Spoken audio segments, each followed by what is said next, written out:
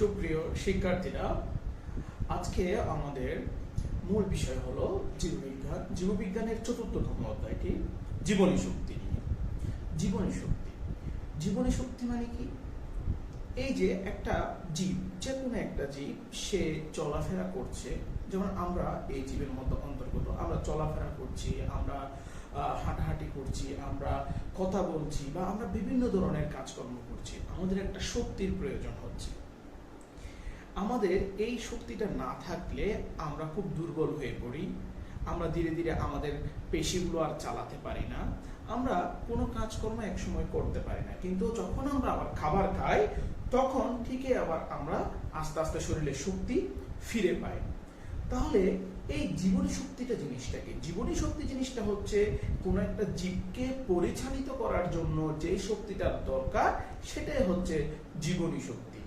এই জীবনী শক্তির জন্য আমরা কি করতে পারি? আমাদের নিত্যনৈমিত্তিক যে জীব, তার নিত্যনৈমিত্তিক কাজগুলো করতে পারে। এখন প্রশ্ন হচ্ছে, এই যে জীবনী শক্তিটা আসে কোত্থেকে, বা জীবনী শক্তিটা কিরকম? তোমরা বলতে পারো আমরা খাবার খাচ্ছি অর্থাৎ আমরা জীবনী শক্তি পাচ্ছি। হ্যাঁ, অবশ্যই খাবার খাচ্ছি, সেটাই হচ্ছে আমাদের জীবনী শক্তি। কিন্তু খাবারটা কিভাবে জীবনী শক্তিতে আমাদের শরীরের মধ্যে শক্তি উৎপন্ন করছে, সেটা নিয়ে আমরা আলোচনা করব। এই যে আমরা জীবনী শক্তি কথাটা বললাম, এটা পদার্থবিজ্ঞানের যে শক্তির সংজ্ঞা, সেখানে চেয়ে ভিন্ন কোনো রূপ নয়। আমরা জানি, ছোটবেলা থেকে পড়ে আসছি, শক্তি ধ্বংস হয় না, সৃষ্টি হয় না, কেবল এক রূপ থেকে আরেক রূপে কি হতে পারে? চেঞ্জ হতে পারে। এখানেও অনুরূপভাবে জিনিসটা হচ্ছে সেম টু সেম, যে শক্তির রূপান্তর হচ্ছে। যেমন খাদ্যের মধ্যে শক্তিগুলো ঢুকেছিল, আমাদের শরীরে সেই শক্তিগুলো অবমুক্ত হয়ে আমাদেরকে জীবনী শক্তিটা দিচ্ছে। তাহলে আমরা জানি যে আবার সূর্য হচ্ছে আমাদের এই মূল শক্তির উৎস। তাহলে সূর্য থেকে এই যে জিনিসগুলা আমাদের শরীরে বিভিন্নভাবে ট্রান্সফার হয়ে আসে। এই যে আমরা যেই শক্তিটার কথা বলছি, জীবনী শক্তি, সেটার একটা রাসায়নিক রূপ রয়েছে, তার নাম হচ্ছে এটিপি। চলো আমরা এটিপি কি, এটা কিভাবে আসে শরীরে, এটা কিভাবে আমাদের শরীরকে জীবনী শক্তি হিসেবে ইউজ করি আমরা, সেই জিনিসটা আজকে আমি তোমাদেরকে দেখাবো। তোমরা বললাম জীবনী শক্তি। জীবনী শক্তি মানে হলো এটিপি। এটিপি শব্দটার অর্থ হলো অ্যাডেনোসিন ট্রাইফসফেট। আচ্ছা, এবার আমরা দেখব এই এটিপিটা আমাদের কিভাবে আসে, আমাদের শরীরে কিভাবে এটিপিটা জীবনী শক্তি হিসেবে কাজ করে। আমাদের সবার শরীরে আমরা ডিএনএ এবং আরএনএ আছে। ডিএনএ হলো আমাদের ডিঅক্সিরাইবোনিউক্লিক অ্যাসিড, আরএনএ হলো রাইবোনিউক্লিক অ্যাসিড। প্রত্যেকটা জীবের শরীরে এই ডিএনএ বা আরএনএ রয়েছে। এই ডিএনএ বা আরএনএ এর মধ্যে একটা বিশেষ বস্তু রয়েছে, সেটার নাম হচ্ছে অ্যাডেনিন। এই অ্যাডেনিনটা হচ্ছে এক ধরনের নাইট্রোজেন জাত ক্ষার, অর্থাৎ নাইট্রোজেন রয়েছে অ্যাডেনিনের মধ্যে। এটা এক ধরনের ক্ষার, জৈব ক্ষার। এটা এক ধরনের, এটা প্রত্যেক জীবের শরীরের মধ্যে রয়েছে। কারণ যেহেতু প্রত্যেক জীবের শরীরে ডিএনএ বা আরএনএ, আবার ডিএনএ আরএনএ উভয়ই রয়েছে, তাহলে এই অ্যাডেনিনটা প্রত্যেকের শরীরে অবশ্যই থাকবে। অ্যাডেনিনের একটা কেমিক্যাল স্ট্রাকচার তোমরা দেখতে পাচ্ছ, এটা হচ্ছে তার একটা গাঠনিক সংকেত। হ্যাঁ, স্ট্রাকচারাল অংশ দেখতে পাচ্ছ। অ্যাডেনিন দেখতে এই ধরনের। এই যে তোমরা যে কোনাগুলো দেখতে পাচ্ছ, এখানে প্রত্যেকটা থেকে একটা কার্বন হবে, প্রত্যেকটা থেকে একটা কি হবে? কার্বন। এই স্ট্রাকচারটা আমরা কেমিস্ট্রি পড়লে আরো ভালো বুঝবো। যাই হোক, আমরা ওইদিকে যাচ্ছি না, তোমরা ধরে নাও এটা একটা অ্যাডেনিনের স্ট্রাকচার। আচ্ছা, এবার চলো আরেকটা বিষয় নিয়ে, বস্তু নিয়ে আমরা পড়বো, সেটার নাম হচ্ছে রাইবোজ সুগার। রাইবোজ সুগার, আমরা বিভিন্ন রকম সুগারের নাম শুনেছি। যেমন আমরা যে চিনিগুলা খাই, সেই চিনিগুলো হচ্ছে সুক্রোজ সুগার। আবার আমরা দুধের মধ্যে ল্যাকটোজ সুগার পেয়ে থাকি, গ্যালাক্টোজ সুগার পেয়ে থাকি। অনুরূপভাবে একটা সুগার রয়েছে আমাদের শরীরের মধ্যে, একটা কার্বোহাইড্রেট রয়েছে আমাদের শরীরে, সেটার নাম হচ্ছে রাইবোজ সুগার। এই রাইবোজ সুগারটার স্ট্রাকচারটা দেখো এই ধরনের, 5 কার্বন বিশিষ্ট। অর্থাৎ এই রাইবোজ সুগারের মধ্যে, একটা রাইবোজ সুগার অণুর মধ্যে 5টা কার্বন অণু রয়েছে। আমরা কোন এক সময় দেখব এই এগুলোর স্ট্রাকচার গুলো কেন এরকম হলো, এটা আমরা কেমিস্ট্রি আমরা 11তম অধ্যায়ে দেখব। যাই হোক, এবার দেখো এই আমাদের শরীরের মধ্যে যে অ্যাডেনিন যে ছিল, এই অ্যাডেনিনের সাথে 5 কার্বন বিশিষ্ট শর্করা অর্থাৎ রাইবোজ সুগার যুক্ত হয়। তখন এটার নাম হয়ে যায় অ্যাডেনোসিন। নাম কি হবে? অ্যাডেনোসিন। দেখো স্ট্রাকচারটা দেখো, এই যে এটা ছিল রাইবোজ সুগার, এটা ছিল অ্যাডেনিন, আর এটার সাথে এই যে এই রাইবোজ সুগার স্ট্রাকচারটা জয়েন হয়ে গেল। দেখো তাহলে এইটা কার স্ট্রাকচার? অ্যাডেনোসিনের স্ট্রাকচার। এবার এই অ্যাডেনোসিন, আমরা তো খাদ্যের সাথে প্রচুর পরিমাণে ফসফরাস খাচ্ছি, ফসফরিক গ্রুপের বিভিন্ন যৌগ আমাদের শরীরের মধ্যে আছে, অর্গানিক ইনঅর্গানিক ফসফরাস আছে। এই ফসফরাস ফসফেট, একটি ফসফেট এই অ্যাডেনোসিনের সাথে যুক্ত হয়। একটা জিনিস তোমাদেরকে বলি, কিছু বায়োলজিক্যাল শব্দ, একটা হচ্ছে মনো। মনো মানে হলো এক, ডাই মানে হলো দুই, ট্রাই মানে হলো তিন। এভাবে অনেক যদি বোঝায়, মানে 1 2 3 4 অসংখ্য যদি বোঝায়, তাহলে এটাকে বলবো আমরা পলি মানে অসংখ্য। এই বায়োলজিক্যাল শব্দগুলো দেখো অ্যাডেনোসিনের সাথে একটা ফসফেট যুক্ত হলো। যেমন এই যে অ্যাডেনোসিনের সাথে কিভাবে, এটা তো অ্যাডেনোসিনের স্ট্রাকচার, একটা ফসফেট যুক্ত হলো, এই ফসফেট যুক্ত হলো। এখন এই পুরো স্ট্রাকচারটার অ্যাডেনোসিন থেকে একটা ফসফেট যখন যুক্ত হয়ে যায়, তখন এটার নাম হয়ে যায় অ্যাডেনোসিন মনোফসফেট। অ্যাডেনোসিন ছিল, একটা ফসফেট যুক্ত হয়েছে, সেজন্য মনোফসফেট। এবার পর্যায়ক্রমে এই অ্যাডেনোসিন মনোফসফেটের সাথে আরেকটি ফসফেট যুক্ত হয়, তখন এটার নাম হয়ে যায় অ্যাডেনোসিন ডাইফসফেট, অর্থাৎ এডিপি। ঠিক আছে, এই এডিপির সাথে আবার তৃতীয় ধাপে আরেকটি ফসফেট যুক্ত হয়, তখন এটার নাম হয়ে যায় অ্যাডেনোসিন ট্রাইফসফেট, এডিপি, যেটাকে আমরা জীবনী শক্তি বলেছি। অর্থাৎ আমাদের জীবনী শক্তির যে রাসায়নিক রূপ, সেটা হচ্ছে তিনটা ফসফেট যুক্ত একটা অ্যাডেনোসিন, অর্থাৎ এডিপি। এই এডিপি যে তৈরি হলো, এটার একটা বিশেষ একটা নাম রয়েছে এই বিক্রিয়ায়। তুমি একটু খেয়াল করো, অ্যাডেনিনের সাথে ফসফেট যুক্ত হচ্ছে, তাহলে ফসফেট যুক্ত হওয়ার নাম হচ্ছে, কোন একটা যৌগের সাথে যদি একটি ফসফরাস যুক্ত হয়, ফসফেট যুক্ত হয়, ফসফরিক গ্রুপ যুক্ত হয়, তখন সেই যৌগটার নাম কি হয়ে যায়, সেই বিক্রিয়াটার নাম কি হয়, সেই বিক্রিয়াটাকে বলা হয় ফসফোরাইলেশন। অর্থাৎ ফসফরাস যুক্ত হচ্ছে কোনো কিছু, আবার বলি, কোন একটা যৌগের সাথে, যেমন একটা অ্যাডেনোসিন একটা যৌগ, এটার সাথে ফসফেট যুক্ত হলো, এই যৌগটার নাম কি হবে? ফসফোরাইলেশন। তাহলে এই যে এই তিনটা ধাপে ফসফোরাইলেশন ঘটে, শেষ পর্যন্ত তোমরা কি পাচ্ছ? এটিপি পাচ্ছ। এই এটিপি হলো আমাদের জীবনী শক্তি। আমরা এই যে এটিপিটা পেয়ে থাকি, এই এটিপিটা হচ্ছে এক ধরনের রিচার্জেবল ব্যাটারির মতো। কিরকম রিচার্জেবল ব্যাটারির মতো? আমরা মোবাইল ইউজ করি, মোবাইলে ব্যাটারি রয়েছে, ব্যাটারির চার্জ শেষ হয়ে যায়, আবার আমরা চার্জ দিলে সেটা ফুল চার্জ হয়। অনুরূপভাবে আমরা যখন এই আমাদের শরীরে যখন আমরা খাবার খাই, তখন আস্তে আস্তে আস্তে আস্তে এটিপিটা তৈরি হয়। এটিপিটা তৈরি হওয়ার পরে আবার এটিপিটা কি হয়ে যায়? ভেঙে যায়। এটিপিটা ভেঙে গেলে শক্তি উৎপন্ন হয়, আর এই শক্তিটা আমরা পেয়ে থাকি।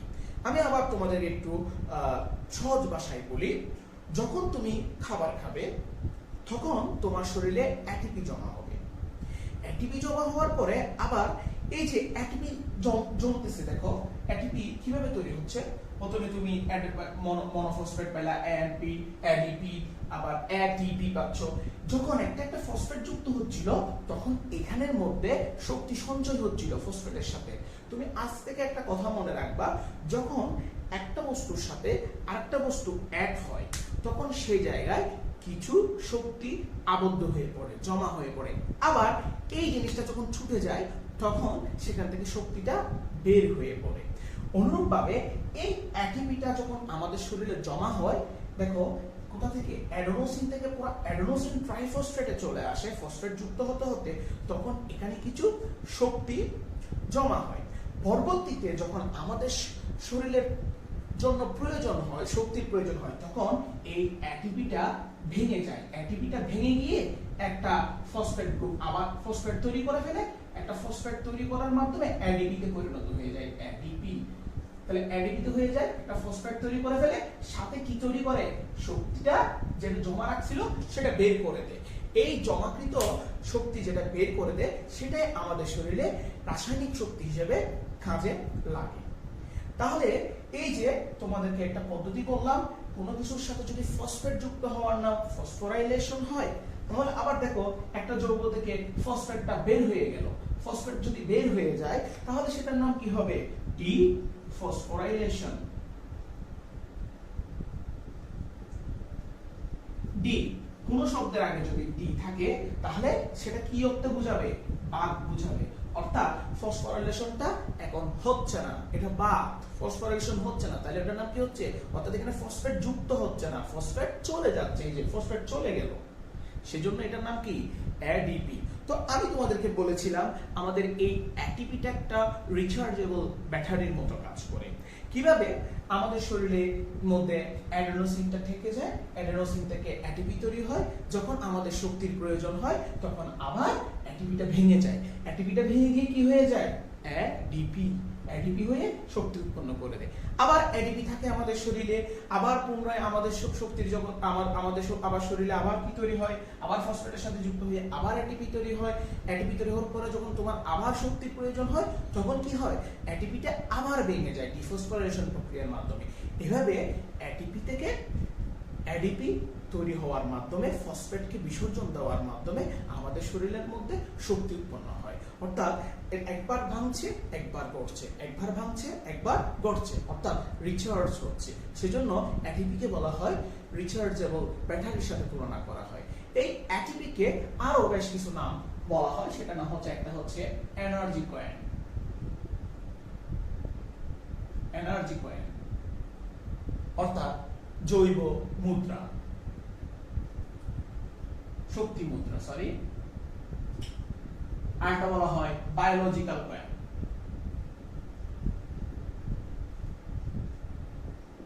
অর্থাৎ জৈব মুদ্রা। কেন মুদ্রা বলা হচ্ছে, এটাও একটা প্রশ্ন আসে, অ্যাটিপিকে জৈব মুদ্রা বা শক্তি মুদ্রা বলা হয় কেন? একদম সিম্পল, মুদ্রা আমরা কি জন্য ব্যবহার করি, বিনিময়ের কাজে। অনুরূপভাবে অ্যাটিপি কি করে, আমরা শক্তি বিনিময়ের জন্য ব্যবহার করে থাকি। কিভাবে শক্তি বিনিময় করেছি সেটা আমরা উল্লেখ করেছি। অ্যাটিপি প্রথমে জমা হয়, আবার অ্যাটিপি পর ভেঙে যায়, ভেঙে গেলেই কি তৈরি হয়, শক্তি উৎপন্ন হয়। তাহলে আমরা অ্যাটিপি নিয়ে মোটামুটি একটা ধারণা পেলাম। এবং এবার চলো এই আমরা অ্যাটিপি থেকে কি পরিমাপ শক্তি পেতে পারি। তো আমরা শক্তির একক হিসেবে আমরা কিলো ক্যালোরি জানি, জুল জানি। আচ্ছা, তো আমরা যদি হিসাব করি, এই একটা অ্যাটিপি যদি ভাঙে, অর্থাৎ একটা ফসফেট গ্রুপ যদি ভেঙে যায় শক্তি তৈরি করে, তখন সেখান থেকে 7.3 একটা ফসফেট গ্রুপ ভাঙলে সেখান থেকে 7.3 কিলো ক্যালোরি শক্তি বের হয়ে যায়, যা জুলের মধ্যে হিসাব করলে 30.55 কিলো জুল। যেহেতু তুমি যদি এভাবে হিসাব করো, 1 কিলো ক্যালোরি সমান 4.2 কিলো জুল, এই হিসাবে যদি করো তাহলে তুমি একটা ফসফেট গ্রুপ ভাঙলে তুমি কত পাচ্ছ, 7.3 কিলো ক্যালোরি পাচ্ছ, আর কিলো জুলে হিসাব করলে তুমি 30.55 কিলো জুল তুমি শক্তি পেয়ে যাচ্ছ একটা অ্যাটিপি ভাঙার মাধ্যমে।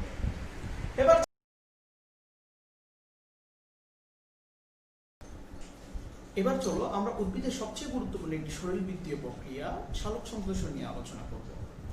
এই সালোক সংশ্লেষণ যদি না হতো তাহলে আমাদের কি যায় আসতো? অবশ্যই আমাদের যায় আসতো। তোমরা জানো আমরা যে প্রাণীকুল, এই প্রাণীকুল খাদ্যের জন্য কমপ্লিটলি উদ্ভিদের উপর নির্ভর করি। আর উদ্ভিদকে আমরা বিভিন্নভাবে প্রত্যক্ষ অথবা পরোক্ষভাবে কি করি, খাদ্য হিসেবে গ্রহণ করি। এখন উদ্ভিদ কিভাবে তার নিজের খাদ্য নিজে তৈরি করে, কারণ আমরা উদ্ভিদকে সবুজীবী হিসেবে জানি, উদ্ভিদ তার নিজের খাবার নিজে তৈরি করতে পারে। এই নিজের খাবার নিজে তৈরি করে আবার উদ্ভিদ বড় হয়, বড় হওয়ার পরে আবার উদ্ভিদের বিভিন্ন অংশ আমরা খেয়ে আমরা পুষ্টি লাভ করি, ওই যে অ্যাটিপিটা লাভ করি। তাহলে আমরা দেখব এই উদ্ভিদের এই পুরো মেকানিজমটা, কিভাবে উদ্ভিদ তার শক্তিটা পেল, সেই মেকানিজমটা দেখব সালোক সংশ্লেষণের মাধ্যমে। চলো, সালোক সংশ্লেষণ, ফটোসিনথেসিস। সালোক সংশ্লেষণকে যদি আমি ভেঙে, ফটো মানে আলো, সিনথেসিস মানে সংশ্লেষণ। তার মানে সবুজ উদ্ভিদ সূর্যের আলোকে ব্যবহার করে এক ধরনের পদার্থ তৈরি করে, শর্করা জাতীয় পদার্থ তৈরি করে, নাম হচ্ছে গ্লুকোজ। এই প্রক্রিয়াটার নামে হচ্ছে সালোক সংশ্লেষণ। সালোক সংশ্লেষণ একটি বায়োকেমিক্যাল প্রসেস, অর্থাৎ জৈব রাসায়নিক বিক্রিয়া। এটা এমসিকিউর জন্য খুবই গুরুত্বপূর্ণ। এবার চলো, সালোক সংশ্লেষণ হতে হলে কি কি হতে হবে? সালোক সংশ্লেষণ হওয়ার জন্য কি কি উদ্ভিদের প্রয়োজন? প্রথম প্রয়োজন হচ্ছে আলো। আমরা সবাই জানি সূর্য হচ্ছে শক্তির উৎস। তারপর লাগবে ক্লোরোফিল। তোমরা সবাই জানো ক্লোরোফিল কোথায় থাকে? ক্লোরোফিল উদ্ভিদের ক্লোরোপ্লাস্টে থাকে। এবার লাগবে পানি, আর লাগবে কার্বন ডাই অক্সাইড। এবার চলো, সালোক সংশ্লেষণ কোথায় হয়? হ্যাঁ, সালোক সংশ্লেষণ হওয়ার মূল অংশ হচ্ছে পাতা। তবে পাতার যে কোনো জায়গায় সালোক সংশ্লেষণ হয় না। তুমি একটা জিনিস মনে রাখো, সালোক সংশ্লেষণের জন্য প্রয়োজন হচ্ছে ক্লোরোফিল, অর্থাৎ যেখানে ক্লোরোফিল থাকবে সেখানেই সালোক সংশ্লেষণ হবে। তাহলে ক্লোরোফিল তো পাতায় বেশি থাকতে পারে, আবার পাতার নির্দিষ্ট কিছু টিস্যুতে খুশে কি থাকবে? ক্লোরোফিলটা থাকবে। এই ক্লোরোফিল থাকবে বলে কোথায়, পাতার কোন জায়গায় ক্লোরোফিলটা বেশি থাকবে? মেসোফিল টিস্যুতে। খুব ইম্পর্টেন্ট টপিক।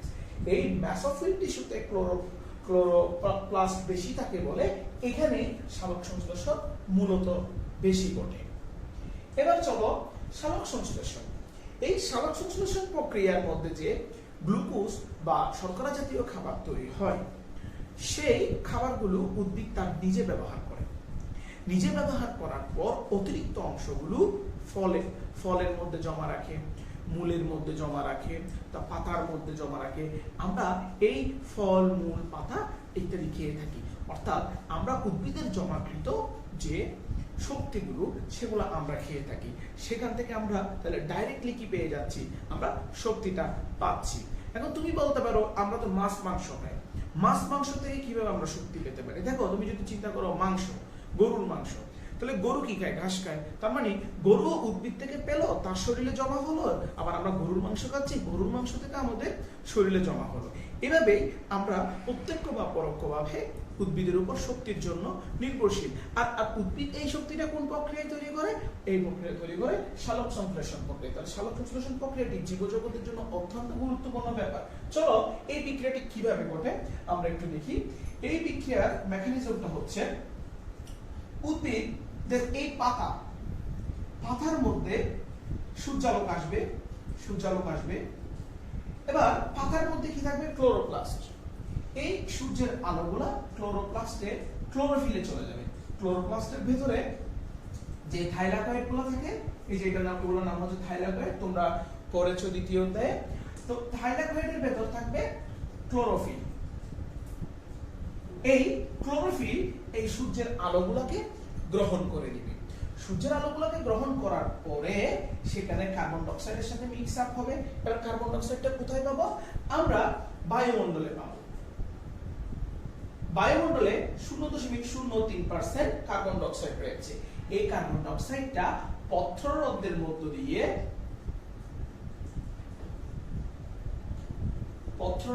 মধ্য দিয়ে এই পাতায় প্রবেশ করবে। পত্ররন্ধ্র কি? পত্ররন্ধ্র হচ্ছে পাতার মধ্যে অবস্থিত আণবিক কণিক কতগুলো ছিদ্রপথ, রন্ধ্র। আচ্ছা, এই পত্ররন্ধ্র দিয়ে এই কার্বন ডাই অক্সাইড কোথায় প্রবেশ করবে? পাতার মধ্যে প্রবেশ করবে। অন্যদিকে উদ্ভিদ তার মূল দিয়ে পানিটা শোষণ করে পাতায় পৌঁছিয়ে দিবে। তারপরে এই যে কার্বন ডাই অক্সাইড, এই যে তুমি কি পাইলা? পানি আর আলো, ক্লোরোফিল, এগুলো সবগুলো বিক্রিয়া করে তোমার কি করবে?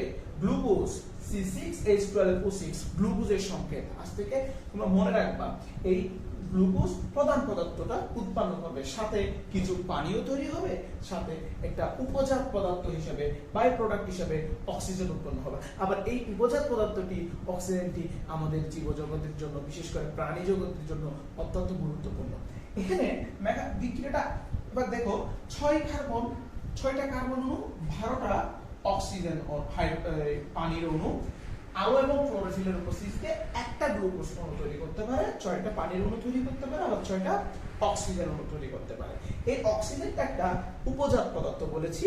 উপজাত পদার্থ কাকে বলে?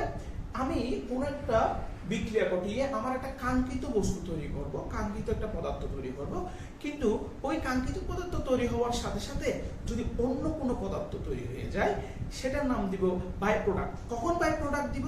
যখন অন্য পদার্থটি আমাদের উপকারে আসবে, ভালোর জন্য আসবে।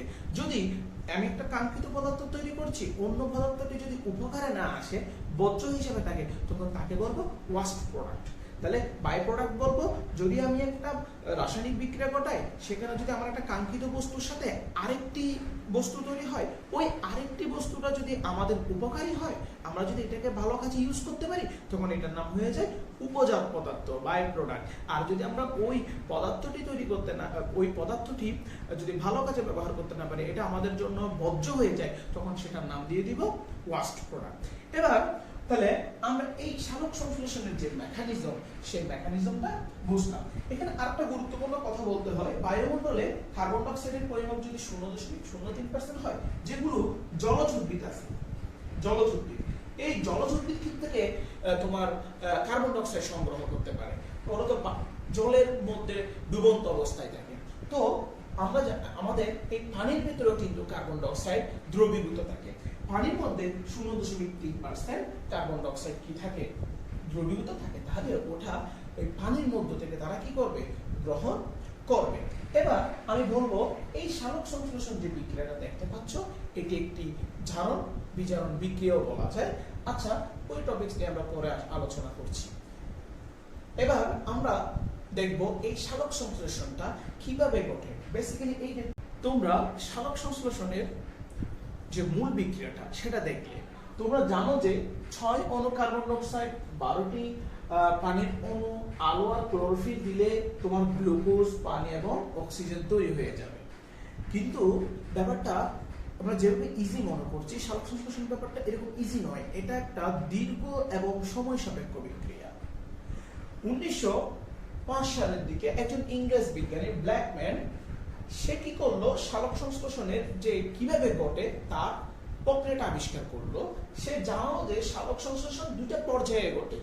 সালোক সংশ্লেষণ ঘটতে হলে একটা আলোক পর্যায়ে লাগবে, আবার আরেকটা আলো না থাকলেও চলবে। অর্থাৎ সালোক সংশ্লেষণের মধ্যে দুইটা ফেজ আছে। একটা হচ্ছে লাইট ডিপেন্ডেন্ট ফেজ, অর্থাৎ যেখানে মাস্ট আলো লাগবে, আর আরেকটা হচ্ছে আলোক নিরপেক্ষ অন্ধকার পর্যায়ে বলা যাবে না, কারণ ওখানে অন্ধকার থাকতেও পারে আবার নাও থাকতে পারে। অর্থাৎ আলোর ওই জায়গায় আলোর প্রয়োজনীয়তা নেই, আলো থাকলেও ওই ধাপটা চলতে পারবে, আবার আলো না থাকলেও চলতে পারবে। তাই আলোক নিরপেক্ষ পর্যায়। এবার চলো আলো পর্যায়টা কি। ব্ল্যাকম্যান বলতে চাচ্ছে এই আলোক পর্যায়ে উদ্ভিদ মূলত কি কি তৈরি করে? ATP, NADPH2, oxygen, hydrogen, electron, এই সকল জিনিসগুলো তৈরি করে। আর আলোক পর্যায়ে তৈরি এই জিনিসগুলোকে ব্যবহার করে আলোক নিরপেক্ষ পর্যায়ে কার্বন ডাই অক্সাইড এই জিনিসগুলোর সাথে যুক্ত হয়ে বিজারিত হওয়ার মাধ্যমে কি তৈরি করে? শর্করা তৈরি করে। এটা ব্ল্যাকম্যান বলতে চাচ্ছে এবং বিবরণ দিয়েছে। চলো আমরা ওনার বিবরণটা একটু দেখে নিই। আলোক পর্যায়ে কি কি তৈরি হবে? ATP, NADPH2, O2, H+, electron. চলো ATP কিভাবে তৈরি হয় আলোক পর্যায়ে আমরা সেটা দেখি। সূর্যের আলো থেকে ফোটন বা শক্তি কণা নামক এক ধরনের কণা আসে। এই কণাগুলো কোথায় এসে পড়বে? এই কণাগুলো তোমার পাতায় এসে পড়বে। পাতার ক্লোরোপ্লাস্ট সেই ফোটনটাকে গ্রহণ করবে। ক্লোরোপ্লাস্টের ভিতর কি রয়েছে? থাইলাকয়েড রয়েছে। থাইলাকয়েড কি করবে? এই ফোটনটাকে পাতার ভিতর গ্রহণ করবে। গ্রহণ করার পরে পাতার ভিতর যে ইনঅর্গানিক ফসফেট ছিল, পিআই মানে হলো ইনঅর্গানিক ফসফেট, অর্থাৎ ফসফেট গ্রুপ, অর্থাৎ অজৈব ফসফেট। অজৈব ফসফেট এর সাহায্যে ফসফোরাইলেশন প্রক্রিয়ায় এটিপি তৈরি করবে, যা আমরা একটু আগে আলোচনা করেছি। অন্যদিকে NADPH2 তৈরি করবে। NADPH2 মানে কি? NADPH2 মানে হচ্ছে বিজারিত নিকোটিনেমাইড অ্যাডেনোসিন ডাইনিউক্লিওটাইড ফসফেট। এটা নিয়ে একটু আমি তোমাদেরকে কথা বলি। এই NADPH2 এটা আমাদের শরীরে পরে তৈরি হয়। বেসিক্যালি আমাদের শরীরে NAD নিকোটিনামাইড অ্যাডেনিন ডাইনিউক্লিওটাইড নামে থাকে, সবার শরীরে থাকে। এটা সকল সজীব কোষের মধ্যে এই তুমি NADটা পাওয়া। পরবর্তীতে এই NADটা কি করে ওই ইনঅর্গানিক ফসফেট এবং প্রোটন আয়নের সাথে যুক্ত হয়ে বিজারিত NADPH2 তৈরি করে। গেল, এবার চলো অক্সিজেন, হাইড্রোজেন এবং ইলেকট্রন কিভাবে তৈরি হয়। দেখো, এই যে সালোক সংশ্লেষণের জন্য কি দিতে হয়? পানি লাগে। এই যে পানিটাকে আলো কি করবে? ভেঙে ফেলবে। ভেঙে ফেলে কি তৈরি করবে? দেখো, অক্সিজেন, হাইড্রোজেন এবং ইলেকট্রন তৈরি করবে। এই যে পানির তুমি আলো দিয়ে পানিকে ভেঙে অক্সিজেন, হাইড্রোজেন আয়ন এবং ইলেকট্রন পেলা, এইটার নাম হচ্ছে ফটোলাইসিস। ফটোলাইসিস শব্দের অর্থ আলো দিয়ে কোনো কিছুকে ভেঙে ফেলা। তাহলে আমরা এখন এখানে কি মনে রাখবো? আমরা মনে রাখবো যে সূর্যের আলোর উপস্থিতিতে, আলোক পর্যায়ে যেহেতু সূর্যের আলোর উপস্থিতিতে এখানে এটিপি তৈরি হবে। কাকে ব্যবহার করব? অবশ্যই এখানে ক্লোরোফিলের ভূমিকা রয়েছে, ক্লোরোপ্লাস্টের ভূমিকা রয়েছে। এই যে এখানে আলো, ক্লোরোফিল, এটা মাস্ট লাগবে। তাহলে এই পানিকে প্রথম ধাপে আমরা কি করে ফেলবো? পানিকে ভাঙবো। পানিকে ভেঙে অক্সিজেন, হাইড্রোজেন আয়ন এবং ইলেকট্রন পাবো। আবার সূর্যের আলোর উপস্থিতিতে ফোটন কণার মাধ্যমে আমরা এডিপি থেকে ফসফোরিলেশন প্রক্রিয়ায় এটিপি তৈরি করব। নিকোটিনামাইড অ্যাডেনোসিন ডাইনিউক্লিওটাইড থেকে বিজারিত নিকোটিনামাইড অ্যাডেনোসিন ডাইনিউক্লিওটাইড ফসফেটটা তৈরি করব। এখন আমাদের টোটাল আলোক পর্যায় শেষ। আলোক পর্যায়ে কি কি তৈরি হয়ে গেল? এই বস্তুগুলো তৈরি হয়ে গেল। এবার আলোক নিরপেক্ষ পর্যায়ে কিভাবে ঘটে? বিজ্ঞানী ব্ল্যাকম্যান বলতে চাচ্ছে এই আলোক নিরপেক্ষ পর্যায়ে থাকলো আর কে বাকি থাকলো এখানে বিক্রিয়ায় কার্বন ডাইঅক্সাইড। কার্বন ডাইঅক্সাইড কি করে? এই যে আলোক পর্যায়ে তৈরি হয়ে গেছে যে বিষয়গুলো রয়েছে, ATP, NADPH2, oxygen, hydrogen ion মানে প্রোটন, ইলেকট্রন, এগুলোর সাথে বিক্রিয়া করে শর্করা তৈরি করবে। তবে পরবর্তীতে দেখা গেল যে হ্যাঁ, এগুলোর সাথে কার্বন ডাইঅক্সাইডের বিক্রিয়া করে শেষমেশ শর্করা তৈরি হচ্ছে, কিন্তু বিভিন্ন উদ্ভিদে বিভিন্ন প্রক্রিয়ার মাধ্যমে আবার এই শর্করাটা তৈরি হচ্ছে। তো এই শর্করা তৈরি হওয়ার আবার তিনটা পর্যায় পাওয়া গেল। একটা হচ্ছে ক্যালভিন চক্র বা C3 চক্র বলা হচ্ছে, একটাকে হ্যাস-স্লাগ চক্র বা C4 চক্র বলা হচ্ছে, আর আরেকটাকে ক্যাম্প চক্র। ক্যাম্প চক্র মানে ক্রাইসোলেসিয়াল অ্যাসিড মেটাবলিজম। ঠিক আছে? আচ্ছা, তাহলে এইটা টোটাল আমাদের কি ব্যাপারটা ধারালো যে আমরা সালোক সংশ্লেষণ প্রক্রিয়ায় আলোকে ব্যবহার করে প্রথমে এটিপি, আলো এবং ক্লোরোফিলকে ব্যবহার করে প্রথমে ATP, NADPH2, oxygen, hydrogen ion বা প্রোটন বা ইলেকট্রন তৈরি হবে। এবার যখন আলো থাকবে না, আলোর প্রয়োজন নেই, তখন উদ্ভিদ কার্বন ডাইঅক্সাইডের সাথে এই ATP, NADPH2, oxygen, hydrogen ion এবং ইলেকট্রনকে একসাথে মিক্স করে বিক্রিয়া করে কার্বন ডাইঅক্সাইডের সাথে বিক্রিয়া করিয়ে ভিন্ন ভাবে এক এক উদ্ভিদের জন্য এক একটা চক্রের মাধ্যমে শেষমেশ ওই যে আমাদের কাঙ্ক্ষিত শর্করা যেটা গ্লুকোজ ছিল সেটা তৈরি করবে। ঠিক আছে? এবার চলো আমরা এই যে ক্যালভিন চক্র, হ্যাস-স্লাগ চক্র বা ক্যাম্প চক্রের মাধ্যমে কিভাবে কার্বন ডাইঅক্সাইড থেকে পরবর্তীতে শর্করা তৈরি হলো, এই জিনিসগুলোকে এটিপি, NADPH2 এগুলোকে ব্যবহার করে কিভাবে তৈরি হলো সেটা আমরা দেখব। চলো ক্যালভিন চক্র। অধিকাংশ উদ্ভিদে একটা চক্র ঘটে, সেটা হচ্ছে ক্যালভিন চক্র। বিজ্ঞানী ক্যালভিন এটা আবিষ্কার করেছেন। এই চক্রের মূলনীতি দেখো, এখানে সূর্যের আলো তো আসবে, থাইলাকয়েডে ক্লোরোপ্লাস্ট চিন্তা করলে সূর্যের আলো আসবে, সূর্যের আলো এসে ফোটন আসবে, পানিকে ভেঙে সেখান থেকে অক্সিজেন বের করে দিবে, এটা আমরা একটু আগে দেখেছি। আর এখানে NADH আর ADP এখানে থাইলাকয়েডে ঢুকবে, ইনঅর্গানিক ফসফেট যুক্ত হয়ে সেখান থেকে ATP, NADPH2 হিসেবে বের হবে এবং তারা ক্যালভিন চক্রে ঢুকবে। ক্যালভিন চক্রে ঢুকলে এই যে বায়ুমণ্ডল থেকে কার্বন ডাইঅক্সাইড এবার ক্যালভিন চক্রে ঢুকবে। তাহলে ক্যালভিন চক্রে কে ঢুকবে? কার্বন ডাইঅক্সাইড ঢুকবে, আর এখান থেকে ATP, NADPH2 এই জিনিসটা ঢুকবে। ঢুকে এই ক্যালভিন চক্র থেকে শর্করা হিসেবে বের হবে। এবার চলো ক্যালভিন চক্রটা দেখতে কেমন সেটা আমরা দেখি। দেখো উদ্ভিদের শরীরের ভেতর, উদ্ভিদের কোষের ভেতর রাইবোলোস নামক একটা সুগার থাকে, যে সুগারটাও 5 কার্বন বিশিষ্ট। ওই যে রাইবোলোস, তাহলে এই 5 কার্বন বিশিষ্ট এই সুগারটা এই যে কার্বন ডাই অক্সাইড ঢুকলো ক্যালভিন চক্রে, কার্বন ডাই অক্সাইডের সাথে বিক্রিয়া করে কয় কার্বন হতে পারে? ওর তো 5 কার্বন, এখানে 8টা কার্বন, তাহলে টোটাল 6 কার্বন বিশিষ্ট কিটো অ্যাসিড তৈরি করবে। এই কিটো অ্যাসিড হচ্ছে একটি অস্থায়ী অ্যাসিড। এই কিটো অ্যাসিডটা সহজে ভেঙে যাবে, ভেঙে গিয়ে ফসফোগ্লিসারিক অ্যাসিড তৈরি করবে। তো ফসফোগ্লিসারিক যে অ্যাসিড তৈরি করবে বা ফসফোগ্লিসারিলডিহাইড যেটা আছে, এটা হবে 3 কার্বন বিশিষ্ট। 6 কার্বন বিশিষ্ট ছিল, এটা কয় কার্বন বিশিষ্ট হয়ে যাবে? 3 কার্বন বিশিষ্ট হয়ে যাবে। আচ্ছা, এটাই হচ্ছে তোমার কি পদার্থ? স্থায়ী পদার্থ। এবার এই 3 কার্বন যুক্ত ফসফোগ্লিসারিক অ্যাসিড যেটা আছে সেটাতে ATP, NADP, H2 এরা যুক্ত হয়ে বিভিন্নভাবে বিভিন্ন ধাপ অতিক্রম করার মাধ্যমে তারা শর্করা জাতীয় গ্লুকোজ খাবারটি তৈরি করে নেবে। এবার একটা গুরুত্বপূর্ণ কথা হচ্ছে এখানে, এই যে দেখো এইখানে প্রথম স্থায়ী পদার্থ কি তৈরি হচ্ছে?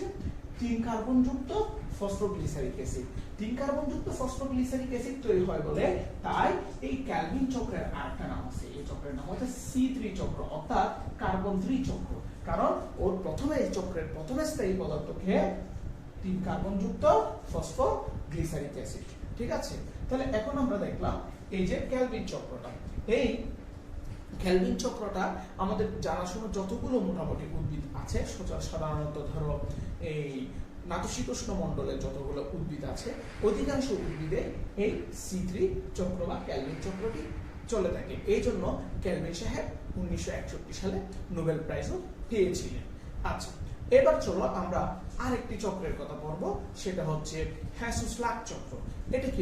1966 সালের দিকে দুজন বিজ্ঞানী হ্যাস এবং স্লাক এরা নিম্ন উদ্ভিদ যেমন ভুট্টা, আখ, মুথা ঘাস এই ধরনের উদ্ভিদের মধ্যে কার্বন ডাই অক্সাইড থেকে বিজারণ প্রক্রিয়ায় শর্করা জাতীয় যে খাবার তৈরি হচ্ছে তার জন্য সম্পূর্ণ ভিন্ন নতুন একটি চক্র আবিষ্কার করলেন। এই চক্রটির পরবর্তীতে হ্যাসুস্লাক চক্র নামে পরিচিত। চলো এই চক্রটা কিভাবে ঘটে সেটা একটু আমরা সংক্ষেপে দেখব। প্রত্যেকটা উদ্ভিদে যেহেতু শ্বসন ঘটে, কারণ আমরা শ্বাস নিই, শ্বসন ঘটে, প্রত্যেকটা উদ্ভিদের শ্বসন নামক টপিক আছে, এটা ঘটবে। এই শ্বসনের ফলে একটা অ্যাসিড তৈরি হয়, পাইরুভিক অ্যাসিড। তো হ্যাসুস্লাক সাহেব বলতে চাচ্ছে এই পাইরুভিক অ্যাসিডটাতে যদি এটিপি দেওয়া হয়, এটিপির প্রভাবে এখানে শক্তি ভাঙনের ফলে এটাতে একটা 4 কার্বন বিশিষ্ট অক্সালো অ্যাসিটিক অ্যাসিড তৈরি হয়। এটা হচ্ছে এই চক্রের প্রথম স্থায়ী পদার্থ।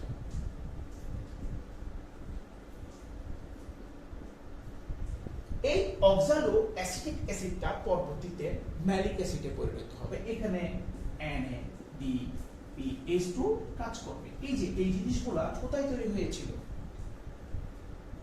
আলোক পর্যায়ে তৈরি হয়েছিল। আমি বলেছিলাম আলোক পর্যায়ে যেগুলো তৈরি হবে সেগুলা পরবর্তীতে আলোক নিরপেক্ষ পর্যায়ে ব্যবহার হবে এবং কার্বন ডাই অক্সাইডকে বিজারিত করে শেষমেশ কি তৈরি করবে? শর্করা জাতীয় খাবার তৈরি করবে। দেখো কিভাবে ইউজ হচ্ছে। তাহলে অক্সালো অ্যাসিটিক অ্যাসিড এবার ম্যালিক অ্যাসিডে পরিণত হবে এটা দ্বারা বিজারণের মাধ্যমে। আবার ম্যালিক অ্যাসিডটা থেকে আবার পাইরুভিক অ্যাসিড তৈরি হয়ে যাবে, তবে সেই ক্ষেত্রে একটা কার্বন ডাই অক্সাইড অণু সেখান থেকে বের হয়ে যাবে।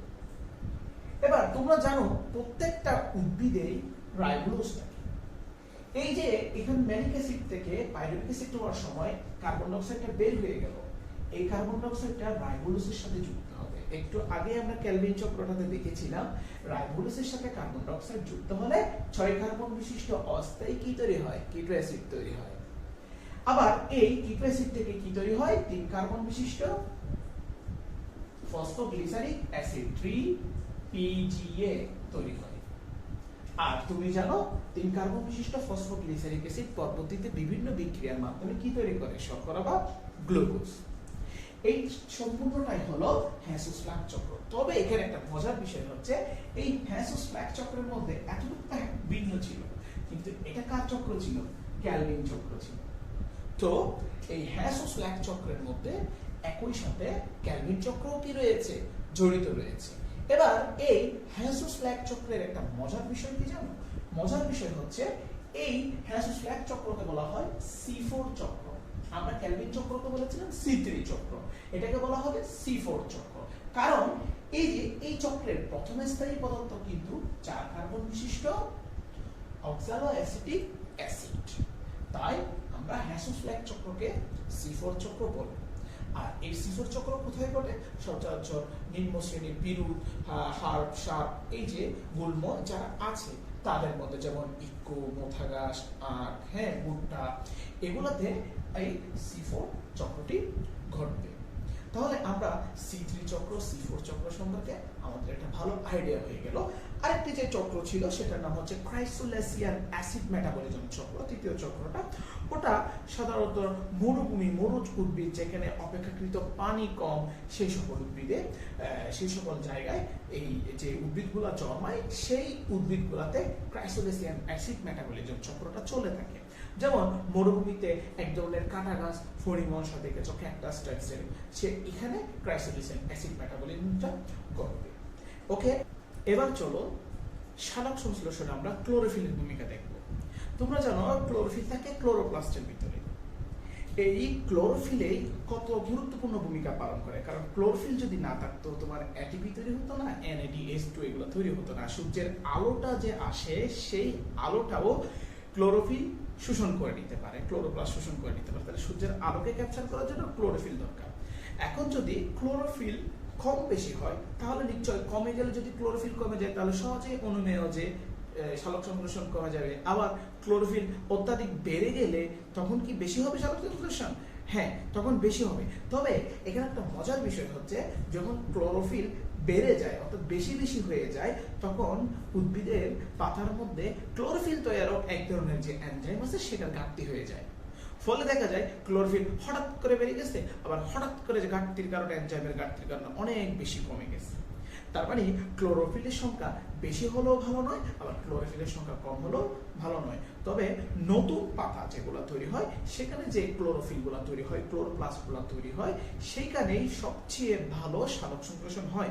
ধারণা করা হয় যে মধ্যবয়সী যে পাতাগুলো, একদম কচি পাতাও নয়, একদম বয়স্ক পাতাও নয়, মধ্যবয়সী যে পাতাগুলো রয়েছে সেখানে ভালো পরিমাপের, উপযুক্ত পরিমাপের ক্লোরোফিল থাকে, এবং এই ক্লোরোফিল সূর্যের আলোকে বাইন্ড করে ATP, NADPH তৈরি করে, যা পরবর্তীতে আলোক নিরপেক্ষ পর্যায়ে কার্বন ডাই অক্সাইডকে বিজারণ করতে সহায়তা করে। এবার আমরা জানবো সালোক সংশ্লেষণে আলোর ভূমিকা। নামটাই যেহেতু সালোক সংশ্লেষণ, তাহলে আলোর ভূমিকা এখানে কতটুকু বেশি সেটা বলার অপেক্ষা রাখে না।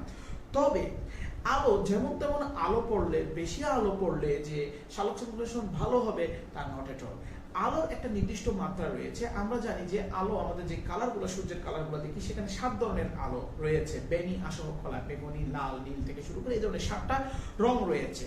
তবে সালোক সংশ্লেষণটা কোন আলোতে ভালো ঘটে? দেখো, সালোক সংশ্লেষণ সবচেয়ে ভালো হয় বেগুনি, নীল, কমলা এবং লাল আলোতে।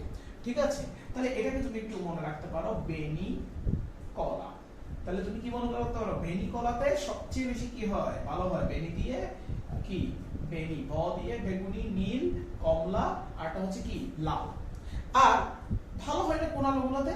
সবুজ এবং কোন আলোতে? হলুদ আলোতে একেবারে ভালো হয় না।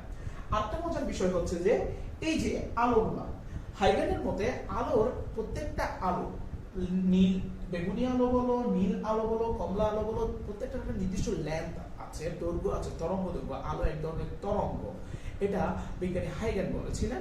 তো ওই তরঙ্গ লেন্থটা কতটুকু? লেন্থটা অনুযায়ী দেখো, আলোর সবচেয়ে ভালো আলোর তরঙ্গ দৈর্ঘ্য হচ্ছে, যদি আলোর তরঙ্গ দৈর্ঘ্য 400 থেকে 480 ন্যানোমিটারের মধ্যে থাকে, অথবা 680 মধ্যে থাকে। তাহলে এই তরঙ্গ দৈর্ঘ্যের মধ্যে যদি আলো পাতার উপর আপতিত হয়, সেই আলোটাকে পাতাটা ভালোভাবে অ্যাকসেপ্ট করতে পারে, এবং সেই আলোতে সালোক সংশ্লেষণ সবচেয়ে ভালো হয়। আরেকটা গুরুত্বপূর্ণ কথা হচ্ছে, সালোক সংশ্লেষণের যদি এই আলো, এই কালারের আলোগুলা পড়ে, এই কালারের আলোগুলা তুমি নিজে দেখতে পারবে না, আমাদের নরমাল চোখ এগুলোকে পৃথক করতে পারবে, এটার জন্য আমাদের প্রিজমের দরকার আছে। আচ্ছা, যাই হোক, এই যে বেগুনি, নীল, কমলা, লাল, এই আলোগুলার একটা গুরুত্বপূর্ণ বৈশিষ্ট্য হচ্ছে এই আলোগুলো পড়লে পত্ররন্ধ্র খুলে যায়, অর্থাৎ সূর্যের আলো পড়লে পত্ররন্ধ্র খুলে যায়। পত্ররন্ধ্র খুলে গেলে কি হবে, সেখান দিয়ে ভালোভাবে কার্বন ডাই অক্সাইড ঢুকতে পারবে, আলো ঢুকতে পারবে। তাহলে সালোক সংশ্লেষণের জন্য কার্বন ডাই অক্সাইড অত্যন্ত গুরুত্বপূর্ণ। কার্বন ডাই অক্সাইড না হলে তো সালোক সংশ্লেষণ হবেই না। তাহলে আমরা বলতে পারছি আলোর কারণে কার্বন ডাই অক্সাইড ঢুকতে পারছে, কারণ পত্ররন্ধ্রটা খুলে যাচ্ছে। আবার আলোর কারণে যে অ্যাটিপি তৈরি হচ্ছে, NADH2 তৈরি হচ্ছে, ফটোলাইসিস দেখেছি আমরা, ফটোলাইসিস পানির সালোক বিভাজন দেখেছি আমরা, এই জিনিসগুলো হচ্ছে। আবার আলো বেশি পড়লে তাও সমস্যা। আলো বেশি পড়লে কি হয়ে যাবে, এখানে যে পাতার মধ্যে যে এনজাইমগুলো রয়েছে, এই এনজাইমগুলো কি হয়ে যাবে, নষ্ট হয়ে যাবে। ফলে বিভিন্ন রকম পরবর্তী যে বিক্রিয়াগুলো সেগুলো সংঘটিত হতে পারবে না।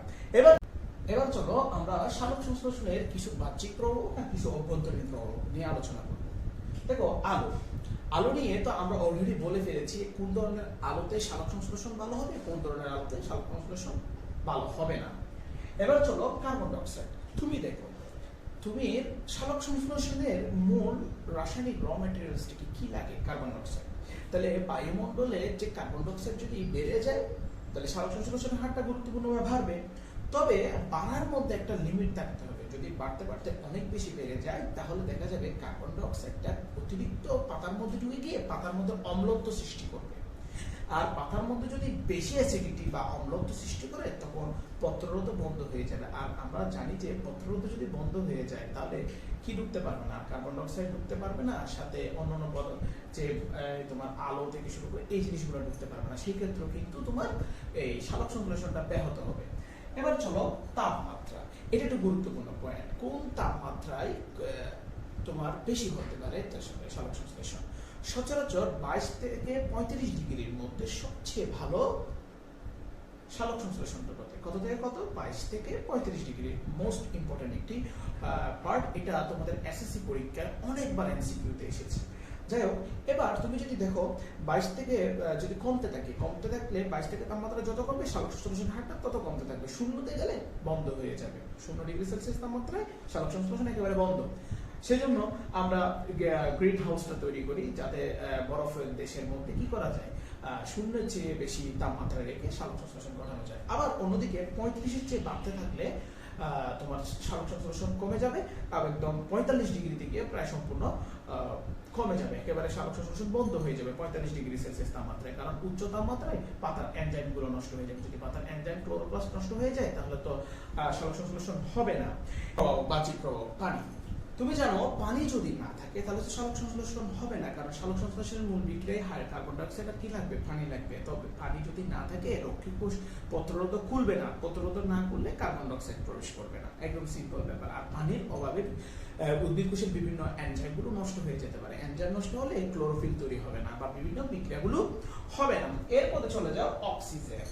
এবার তুমি একটা জিনিস ব্যাপারটা খেয়াল করো তো, সালোক সংশ্লেষণ বিক্রিয়ায় কি উৎপন্ন হয়? অক্সিজেন উৎপন্ন হয়। আচ্ছা, বায়ুমণ্ডলে যদি অক্সিজেন বেশি থাকে, অর্থাৎ বায়ুমণ্ডলে যদি অক্সিজেনের ঘনত্ব বেশি থাকে, তাহলে সেখানে সালোক সংশ্লেষণের পরিমাণটা কমে যাবে, কারণ কার্বন ডাই অক্সাইডের পরিমাণটা কম, সেজন্য কার্বন ডাই অক্সাইডটা যোগান কম দিতে পারবে, আর অক্সিজেনের পরিমাণটা বেড়ে গেছে। তার মানে বায়ুমণ্ডলে অক্সিজেন বেশি থাকলে সালোক সংশ্লেষণের হার কমে যাবে। এরপরে চলো খনিজ। বিভিন্ন রকম খনিজ পদার্থের উপস্থিতি, যেমন ফসফরাসের উপস্থিতি, পটাশিয়ামের উপস্থিতি, এগুলো কাকে তোমার বাহ্যিক প্রভাব সালোক সংশ্লেষণকে নিয়ন্ত্রণ করবে। বিভিন্ন রাসায়নিক পদার্থ, কিছু রাসায়নিক পদার্থ আছে সালোক সংশ্লেষণকে ব্যাহত করতে পারে, কিছু রাসায়নিক পদার্থ আছে সালোক সংশ্লেষণকে উদ্বুদ্ধ করতে পারে। যেমন তোমার সেই সকল রাসায়নিক পদার্থ যেগুলো তোমার ক্র্যাবস চক্র অংশগ্রহণ করে, যেগুলো ক্যালভিন চক্র অংশগ্রহণ করে, যেগুলো হ্যাসোস্ল্যাক চক্র অংশ করে, এগুলো যদি বেশি বেশি পরিমাণ পাতার মধ্যে থাকে, ওই চক্রগুলো বেশি করে ঘটবে এবং সালোক সংশ্লেষণটাও বেশি হবে। এবার চলো সালোক সংশ্লেষণের অভ্যন্তরীণ প্রভাবগুলো দেখি। অভ্যন্তরীণ প্রভাবের মধ্যে ক্লোরোফিল নিয়ে আমি অলরেডি আলোচনা করেছি। ক্লোরোফিল যদি না থাকে সালোক সংশ্লেষণ হবেই না। তবে ক্লোরোফিল মোটা মাঝামাঝি মানে হলে, আবার বেশি হলেও সমস্যা, মাঝামাঝি মানে হলে সেখানে সালোক সংশ্লেষণ বেশি হবে। পাতার বয়স এবং সংখ্যা। এবার দেখো, একটা তো কচি পাতায়ও হবে না, আর একটা হচ্ছে বয়স্ক পাতায়ও হবে না, কারণ কচি পাতায়ও ক্লোরোপ্লাস্ট কম থাকবে, আর বয়স্ক পাতায়ও ক্লোরোপ্লাস্ট কম থাকবে। আর ক্লোরোপ্লাস্ট কম থাকলে ক্লোরোফিল কম থাকবে, আর ক্লোরোফিল কম থাকলে কি হবে?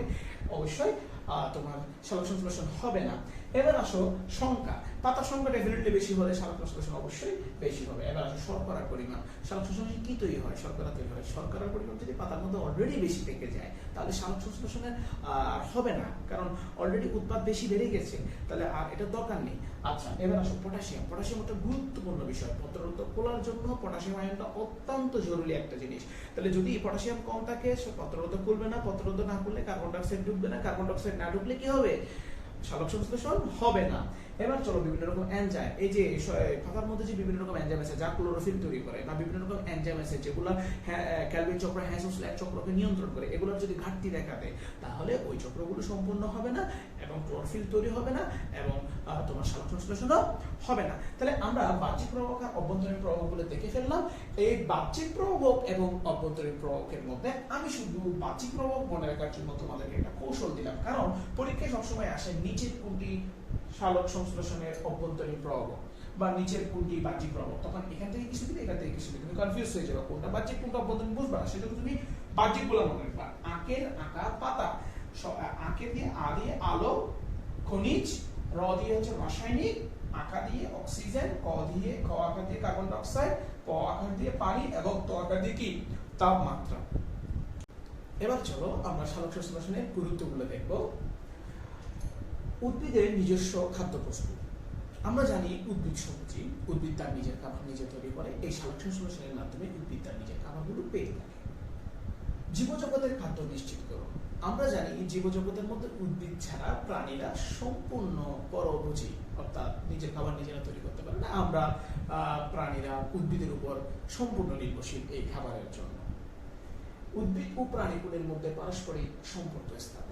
এই যে সালোক সংশ্লেষণ হয় বলে আমাদের উদ্ভিদ এবং প্রাণীকুলের মধ্যে সুন্দর একটি সম্পর্ক স্থাপন হয়েছে। যেমন আমরা প্রাণীরা কার্বন ডাই অক্সাইড ত্যাগ করি, উদ্ভিদ সেটা গ্রহণ করে, সেটা আমাদের বিনিময়ে আমাদেরকে খাদ্য এবং অক্সিজেন দিচ্ছে। তাহলে আমাদের মধ্যে একটা সুন্দর একটি সম্পর্ক তৈরি হয়েছে। এবার আসো অক্সিজেন চক্র এবং কার্বন ডাই অক্সাইড চক্রের মধ্যে সাম্য বজায়। তাহলে এই উদ্ভিদ অক্সিজেন তৈরি করে, আমরা আবার কার্বন ডাই অক্সাইড ছাড়তেছি, আবার উদ্ভিদ এই কার্বন ডাই অক্সাইড গ্রহণ করতেছে, তারপর আমরা ওই উদ্ভিদের অক্সিজেনগুলো আমরা গ্রহণ করতেছি। এভাবে তোমরা অক্সিজেন চক্র এবং কার্বন ডাই অক্সাইড যে পড়েছো তার একটা সুন্দর ভারসাম্য বজায় হচ্ছে। এবার চলো পানি চক্রের সাম্যতা। উদ্ভিদ পানি মাটিতে জমাকৃত অতিরিক্ত পানিগুলো মূল দিয়ে শোষণ করে সালোক সংশ্লেষণে ব্যবহার করে অতিরিক্ত পানি প্রশোধনের মাধ্যমে জলীয় বায়ুমণ্ডলে ছেড়ে দেয়। আবার বায়ুমণ্ডলে ছেড়ে দিলে বায়ুমণ্ডলে জলীয় বাষ্প বাড়ে, আস্তে আস্তে মেঘের সৃষ্টি হয়, আবার পুনরায় বৃষ্টি হয়। তাহলে এখানে একটা কি হলো? আইন সুন্দর একটি ভারসাম্য বজায় রাখলো।